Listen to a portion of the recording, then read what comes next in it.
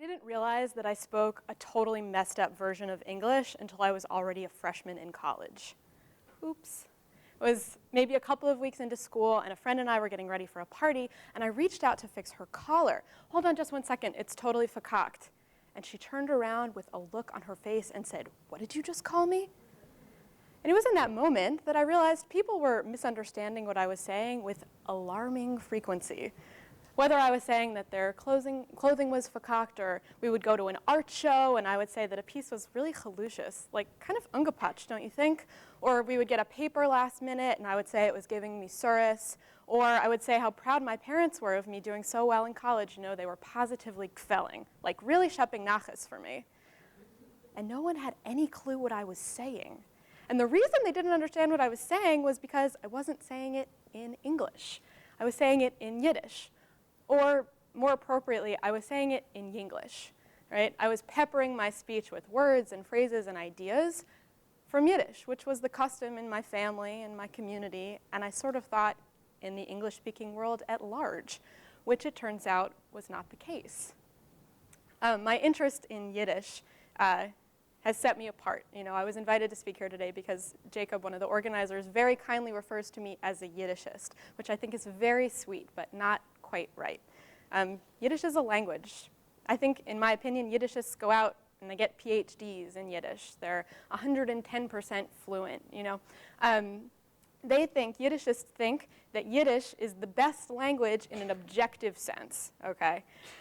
I love Yiddishists. Some of my best friends are Yiddishists, and a more interesting group of people to go out to drinks with you will not find. But I'm not one of them.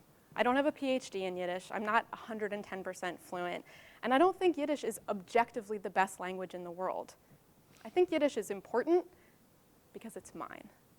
My interest didn't start academically, actually. When I was about 13 years old, I became obsessed with the idea that my great-grandfather, who was very close to my family, was somehow going to forget how to speak English as he aged.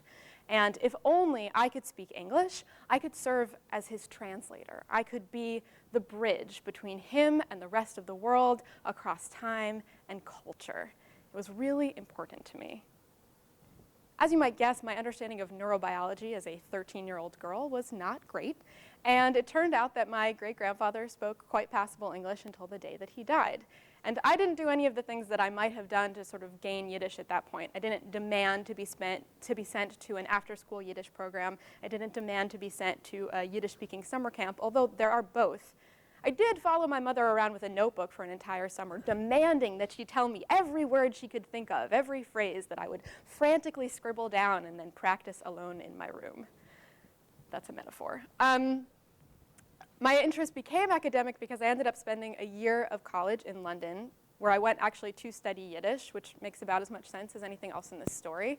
And it was there that I became doubly convinced that somehow Yiddish had an integral part to play in my biography. And the reason that I thought this was that I had a very unfair advantage over everybody else in my class. When you study Yiddish from a textbook, and there are textbooks that teach Yiddish, 2 of them, when you study Yiddish from a textbook, all of the scenarios, all of the exercises, half of the vocabulary, they're about New York, which is where I'm from. And so we would be doing these exercises out loud in class, and in a room full of Brits, by the time we got to the end, I was the only one laughing. My favorite example is this, okay? The scenario, the setup is this. A family is in a restaurant, and they're waiting for their youngest son, and they want to sit, but they can't get a table until the son shows up. And by the way, of course, it's in a restaurant, because after you learn the pronouns and some basic rules about how to conjugate verbs, the first 2 units in any Yiddish textbook are what do we eat, and how do we say, this hurts me, okay? So of course it takes place in a restaurant, and the father of the family, as he's anxiously waiting for his son, asks the waitress, would it be possible for us to just sit over here on this bench while we wait? And the waitress turns around, very sassy, and says, Mister, was tragst du? Was this is Grand Central Station? Mister, what do you think? It's Grand Central Station? Which, if you're somebody who spent her entire youth being told, miss, you can't sit on those stairs in Grand Central Station, is hilarious. I have to say that Yiddish is like that. It's funny, it's sassy, it is sort of obsessed with the basic building blocks of life. One of my favorite lines from one of my favorite Yiddish songs, which is half love song, half lullaby, which should tell you something, is Ich und dir und du und mir is wie a Kliamke und a Tier. Me without you and you without me is like a knob without a door. Right? Not even a door without a knob for which there might be some conceivable purpose, but no, me without you and you without me was like a knob without a door. I've never been able to tell if Yiddish is totally romantic and not at all sentimental, or totally sentimental and not at all romantic, but it is one of those two things. And I loved it. That made such sense to me, a knob without a door.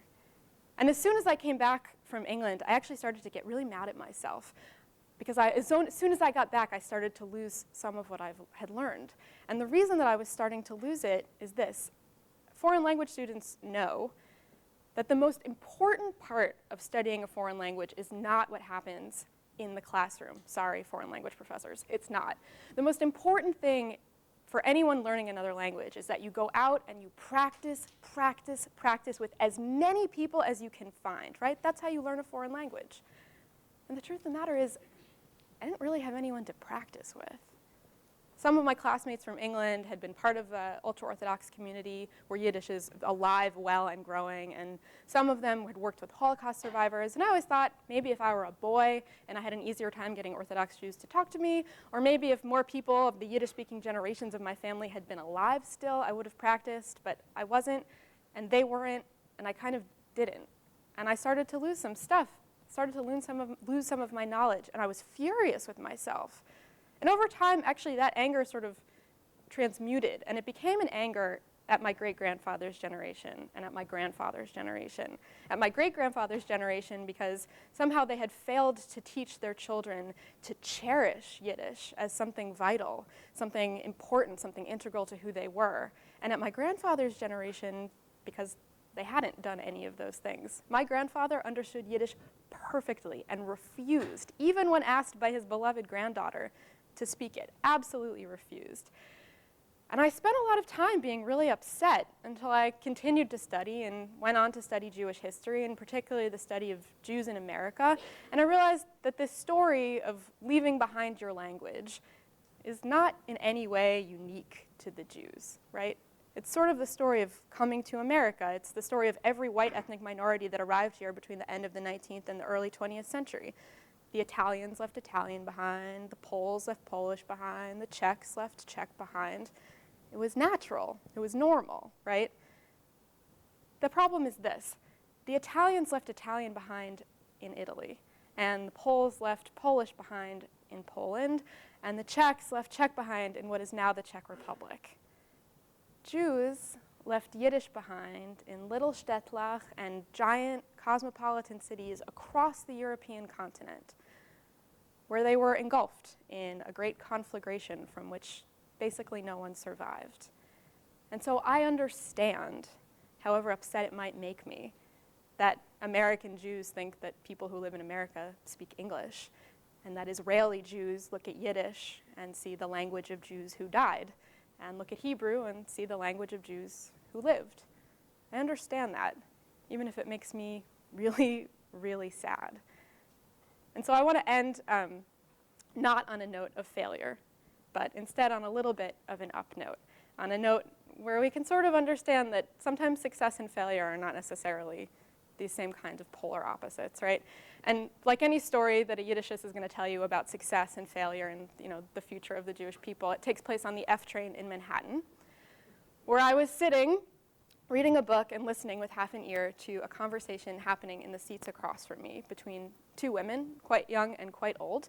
And as I was listening and listening, being a Yenta, I heard that they were speaking in Yiddish, and I saw that they were ultra-Orthodox Jews, and I realized that the conversation they were having was getting more and more heated because they were lost. They were not sure exactly what subway stop they were supposed to get off of.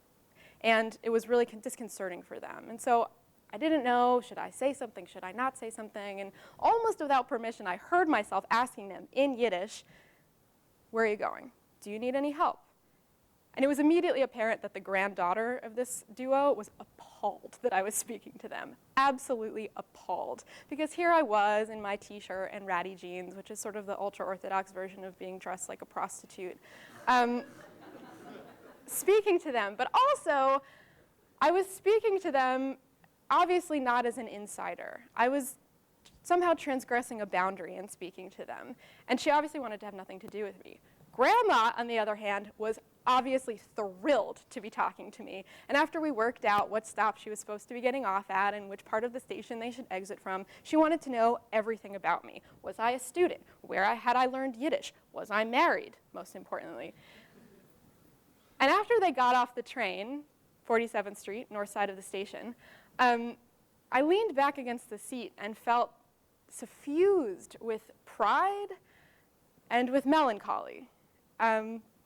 Because I can't change the way things go. You can't change the flow of history, right? The best you can do is make yourself into a bridge that crosses that tide, that perhaps moves upstream a little bit.